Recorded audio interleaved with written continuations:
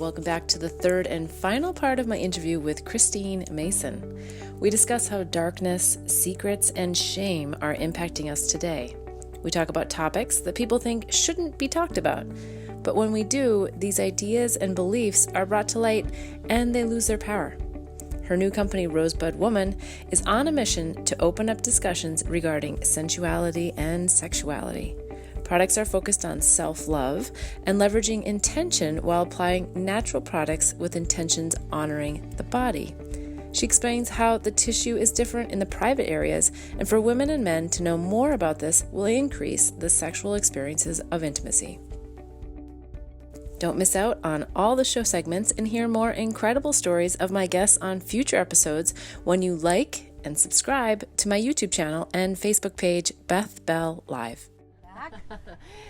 We're back with Christine Mason, and we were just in a really juicy conversation. We were actually kind of coming off of a tantra discussion, and for some reason Spirit just kept saying to me, talk about the dark, and I think why it might be coming in is that when we talk about sexuality, sensuality, shame, as you've already brought up, you know, there's some things to work through, and now with everything that's happening out there on the planet, it does feel like a time for the feminine to really come through, but there's sort of like this lower vibration that's perceived as bad, and it doesn't need to be perceived as bad. It's very powerful. Oh, I feel this time is a great waking up. Yeah. Like something is afoot in a way that has never been afoot. The level of interconnectedness around the planet is such an intensity, and all of our shitty bad behavior as humans is in our face. Yeah. You know, and so we have a really big opportunity to come clean with each other and to learn a new way of interacting. You know, I'm in a couple of sort of prepper groups, positive deep adaptation, to learn about living on the planet in a healthier way. That's a lot about what we're about on Hawaii. So in terms of our relationship to the ecosystems, there's tons to learn, but it's deeper than that. It comes from what we were just talking about on the Tantra. What is your relationship to Earth and to the other person? And if you've been inculcated an idea that I have to be better than you, I have to dominate you, I have to get mine because there's not going to be enough, that whole idea has pervaded and made us predators on the planet, predators of one another. And in some way, like imagine you were living in a 150-person tribe, which is the normal size of a healthy pod that people can actually know each other's name in. There would be children, there would be old people, there are people who are sick, there'd be people who are disabled. And if you knew all of those people, you would design a culture that wasn't just biased toward those who were in their productive sort of wage earning years. You would design a culture that took care of everyone because you knew you too were once a child. You might be disabled. You might be an elderly person who's lost their memory, and you would create a culture that held everyone, and you would design structures that would allow that. And what's been happening with globalization is that when we try to put those structures in, the 1930s saw a wave of that, the 1960s saw a wave of that. The organizations that want to keep more of it for themselves and not abide by those laws just take themselves out of the picture and go do it in a place where there are no laws. And so they do global labor arbitrage and leave the systems and the societies failing so they can have more for themselves. And that whole thing is getting shaken up. Yeah. And I believe this is a last impulse towards trying to make the old way work that cannot hold. And we do have an opportunity, I think, in the next 8 to 12 years to do it and to wake up from that. I would like to say, particularly for those people who are in the United States and listening, that means we finally have to come to terms with having founded our country on the murder of almost 10 million natives. We have to deal with the fact that we built so much of our wealth on slave labor, on indentured servitude, and that continues to this day, and have to shift our perspective on who we are so that we can become accountable to those things, and that in fact will set us free as a people to become more compassionate, more loving, more interconnected, and to trust that there will always be enough. Yes. So this idea of secrets and shame and what you don't talk about is so controlling you, is such a powerful idea. You know, in your own life, like the things that you don't want to talk about in public are the ones that you should be talking about so that they lose their power. That's the same way it is in families. It's family secrets that screw you up. It's the same way in cultures. So We hide old people away because we don't like that discomfort. We want to put mentally ill people out of sight. We want to put the the prisoners or the people who are the symptoms of broken cultures away for life, and none of that is true. Yeah, and you know what I love about what you're doing is that it really brings you back to your own vessel, your own vehicle as a woman. Yes. To really go into that sensuality of who you really are. Yes. And get rid of these ideas of shame and guilt. And oh, by the way, then you can experience greater levels of pleasure with yourself and with others, because your experience changes with the world. Yes, it does. So when I went to name the company, which is called RoseBud, and of course as you I mentioned love earlier, RoseBud Woman. Right? Yes, it's all plant-based. I know you'd love that. So many beautiful flowers in there. But I went to Urban Dictionary, and there were 760 euphemisms for a woman's greater vulvar region, and none of them were nice. Like 8 of them were nice. Wow. And the rest were all insults, with the exception of Breakfast of Champions, which kind of could go in both directions. Wow. But most of them were insults. Yeah, and so I sat with that. I was like, that's incredible. And so you started to look at, I dropped them into categories, a taxonomy of these insults, like they fell into the category of whoredom or objectification or possession or filth. And you sort of like, oh my gosh, these are all of the same accusations that are made against the feminine in general, instead of like honoring, nurturing, empowering words for that part of the body. And what would happen if we began to shift that narrative? Because whether we know it or not, we've been swimming in that language and in that environment our whole lives. Even if you had people who raised you, who told you how perfect and beautiful you were and talked to you about your body when you were 9 and 10 and 12, even if you had that, you were still surrounded by a culture that didn't do it. So I feel like unwinding that message is big. You just happened to bring me some beautiful products, which I want to learn about. I'm going to dramatically blossom, I think, after these. We didn't talk about these, but I'm glad I wanted you to I want to. Is there an order to them? There's 3 different ones. Honor, RoseBud Woman. This is my daily balm. This is a really, you want to open it up and everything? Wow. This is Environmental Stewardship Council, forestry packaging. This is glass, totally recyclable. So I wanted to put this on. I wanted you to be able to leave this on your nightstand. So I wanted to make it look like an old, boudoir thing that you would not be ashamed to have out. You'd actually want it out, like it's an object of desire. So there was a lot of thought that went into the packaging, and so that's the first thing I want you to notice, that it's glass. And also I was trying to get just that right shade so that it looked like it was your own glowing skin. Smell. I love it. Yes. Okay, and then you can take a little scoop and put it on your hand.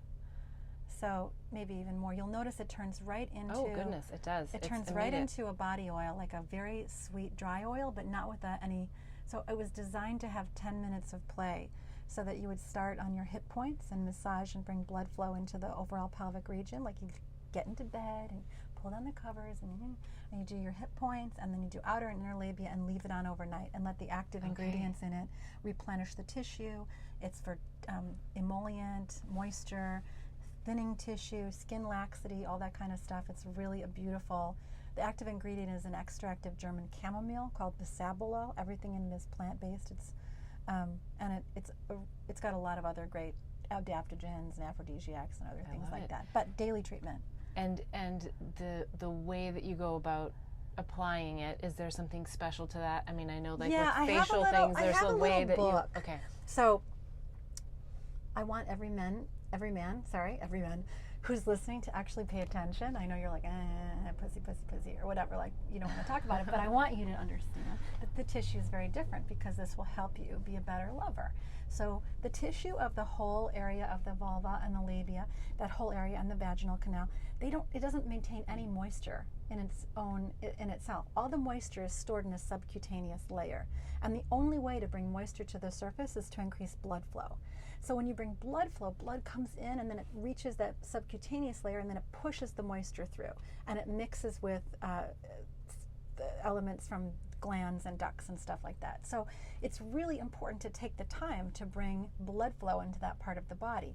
Like if you're a woman, you can do squats, you can wiggle, you can dance, but a lot of us sit all day, and so the sedentary, there's trapped blood in there. Yeah. So I like the idea of beginning with the hip points around the pelvis and like getting actual massage going, and it's designed to move around the skin for that length of time, because then you're getting blood flow as well as the active ingredients that will help nourish it. So is this about sexuality and or sensuality? It's about all at the you same time?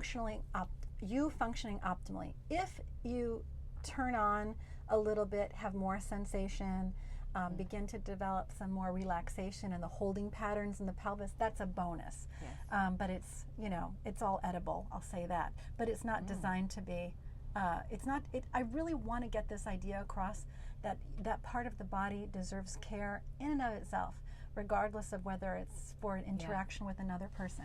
The other thing this is great for is scar remediation. When you're having a baby, a lot of people don't know that NIH studies have shown that perineal massage for 15 minutes a day, a few times a week for the 6 weeks prior to the baby, will eliminate episiotomies and tearing by 70%. And so something like this is also great for that perineal massage on yourself, or a partner can do it to you, and for aftercare, for healing scars and wounds. So, well, what about breast cancer after surgeries? Breast cancer, what's great about this is for the general dryness that comes from chemo and all of the other things, that it's amazing for that. We have cancer patients, a lot of women in menopause who use it, and then people who just really like the scent and self-care. Well, I have to say that when I smell the scent, it's very pure, and I haven't experienced that before, and I've smelled a lot of flower. There's no added scent. It's the only thing that it's coming from is what's active. But a lot of times you'll smell the oil, or you'll smell, and it's like, it's so pure, and the skin of this tissue is not keratinized, so it's 10 times more permeable than any other skin on the body. So you can't put just any old thing down there. Yeah. Just know that. Also, I'm not in the tampon business, but nothing that's synthetic and has chemicals. That go find the cotton ones, pay the extra, because that's all off leaching into your body. Okay. Good pearl. Right, so that's a good pearl of wisdom. Okay, so what's the next one we should do? Arouse? Try arouse. You can put this on. Okay. Exciting. So this product is in response to another need that women articulated in our early survey. One is the inability to have any sensation, like they just don't have feeling down there, and also again for dryness. So this is a serum. It's a little bit. If you put it on your fingertip, here. It's a serum. Ooh, that's a lot. And it's a very fine oil. You can put on your lips, and if you you'll notice in about a minute. Are they going to plump up? They'll plump up. Ooh. And if it crosses over, there's this little line here where it goes from inside tissue to outside tissue. That's the same as on the labia. Oh, and interesting. so that's the only mirror tissue that you have in the body. So on the outside of the lips, you'll probably begin experiencing some plumping and tingling in a minute. And on the inside, maybe some numbness. And if you got it in there, salivation. Okay. So it's already tingling. Okay. Wow. I like it. I like it. So the salivation mechanism we explained before, and this is primarily off of a Polynesian plant that's used in traditional apothecary for oral hygiene and for sexual enhancement. Yeah, I read that when you bite into this flower. Yeah, I grow those on my land. You bite into the head of the flower, and it makes your whole mouth like foam and tingle, and that's the oral hygiene component. It cleans the teeth and the gums and all that stuff. And why could we not use those flowers for dental hygiene today? You could. I mean, people in native cultures do. I do at home. I chew them, and Tell me the name of the flower again. Spilanthes acmella. Goodness. And also known as buzz buttons. Buzz buttons. Other things that are in there. We need to have this Damiana, on the Pollinating the Planet with Love Suma. tour. Oh my gosh, buzz buttons. Yes. Okay. Do you want to wipe your hands? I don't I want to think leave you stuck with. You can rub it all over. I'm just wondering, am I going to feel it somewhere else, because it's for very sensitive skin, I right? doubt It's not if you necessarily. do, then you're a very sensitive person. Okay. So we're not looking to have my fingertips tingling. No, but it will treat the skin. It's got vitamin E and other things like that. It'll still feel good, even if there's no tingle. Okay, so can men use this? Of course. Okay. And men should not put it on the tips of their sexual organs. It'll be too much. Okay. But they unless they're gluttonous. They can experience it on other areas, though, or no? Yeah, they can. Okay. Yeah. Yeah, I've got it. And I've got it on my tongue right now. All right. Okay, so my tongue is tingling. Good. It'll last 5 to 7 minutes for the active tingling, and the plumping will last an hour. Ooh, so those tissues are getting the skin's getting a little engorged. Okay, then this one, I'll put on your hand. This is a calming cream. Okay. You can rub it in. This men love, by the way. This is super creamy. So this is an amazing, I made this cream for my body and then made my friends test it. This is the first product I experimented with making. And it has the highest grade arnica that we could find for swelling, calendula, comfrey, etc. for itching. It reduces redness. So it's for any time that you're overheated, that you've been exercising, that you've gone at it a little bit too hard, that you need some calming. It's got a little tiny bit of mint for cooling. And this is the one that people use as an off-label for eczema, for rashes, for Right, but we're talking mosquito about bites. using this in our Yeah, yes. yes, but it's got, like I was saying about the permeability of those tissues. I had to design it to make it pure enough to use there. Yes, but that doesn't mean it can't be used in other places. Can but I I put love this on my one. lips as well? Oh or no? yeah, you can, sure. Just Oh, now look at how plump your lips are. they're definitely oh, tingling. all the little like lines around the edges go. I use it there, then sometimes here on the corners of my eye. Oh, I like that. Yes. All right, so it's a beautiful there's sensation. There's yes. more. I didn't bring all the products. There's a cleansing thing, Okay. cleansing wipe. There's a new body oil coming out. So, and we write these books. The book that I wrote to go with the launch is called The Invitation to Yes, Intimate I saw that on Self-Care. the website. Yeah, it's illustrated by this amazing artist who I found on Instagram, who's a vaginal aura portraitist, among other things. I didn't even know such a thing existed. A vaginal aura. Yeah, you'd send her a picture and she like reads its aura and paints it in watercolor.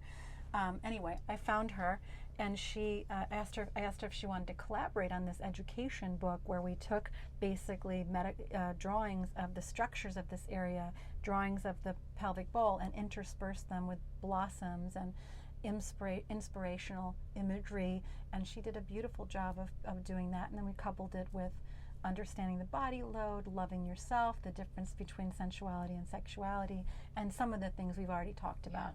So that's the first book, and the next book is going to be on the 9 lives of women, a new sort of model for the archetypes of our sensual and reproductive selves, which I'm kind of excited about. But more on that next year, maybe. Yeah, I can only imagine, knowing you and how deep you go and how conscious you are, it's going to be a very interesting Beth, it's read. so fun! One of the things we're doing with this product line is we're going out and talking to so many women. I do with these like women in power, forgiveness, all kinds of things with women's groups. And so I get to ask them, like, what are the questions that are up for you or in your sexual and reproductive life? And the questions that are happening for women now are things that their mother would never have imagined, and for their grandmothers would have been science fiction.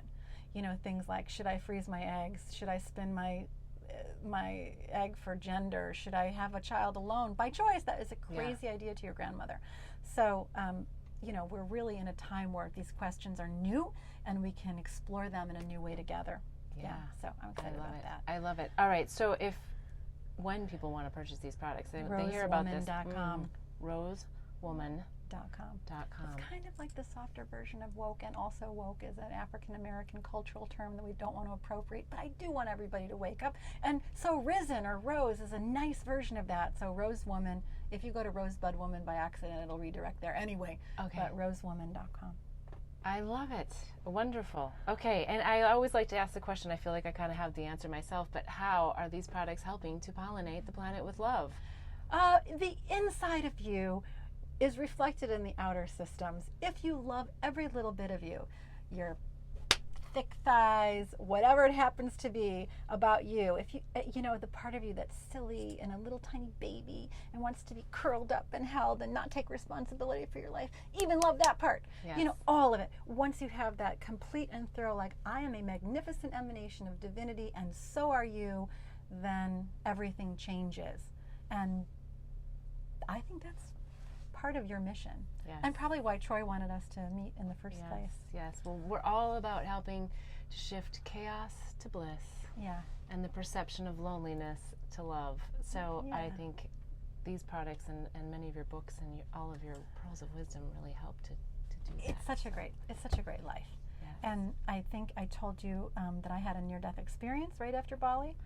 No. Right after I left. Yes, you did. And if I got one thing out of that, it's that you're not obligated to do anything. Your obligation is to enjoy your life and to just be an agent of joy and happiness. And if that happens to come with service for you, if it's not coming out of imposed duty or trying to improve yourself or make yourself worth more in the eyes of the world, if that brings you joy, then do it. Yeah. But you have no other obligation, and you'll be amazed that once you start doing things because you like to do them, how the things that might have been perceived as burdensome before become joyful. You're doing it because you love it. And that's what I would also wish, is that everybody finds what they're doing in the world and does it with love, even if it's hard. Yes, I love that. That's a great note to end on. I think we could go on forever, but I could talk to you. I could we talk will forever on these probably subjects. have more episodes. Yes. Thanks for listening. So thank you, and thanks to everyone out there. Wishing you bliss so that you too can help in pollinating the planet with love. Thanks for joining in to hear the life journey lessons and pearls of wisdom of me and my guests. Be sure to hear all 3 segments when you subscribe to my YouTube channel and receive reminders to upcoming shows and segments. The full episode is also available at bethbell.me/show. If you found this inspiring, please give this episode a like and a big thumbs up. If you want to hear more, follow me or hit the bell for reminders at Beth Bell Live on Facebook and YouTube. I'd love to have you join the mission of pollinating the planet with love.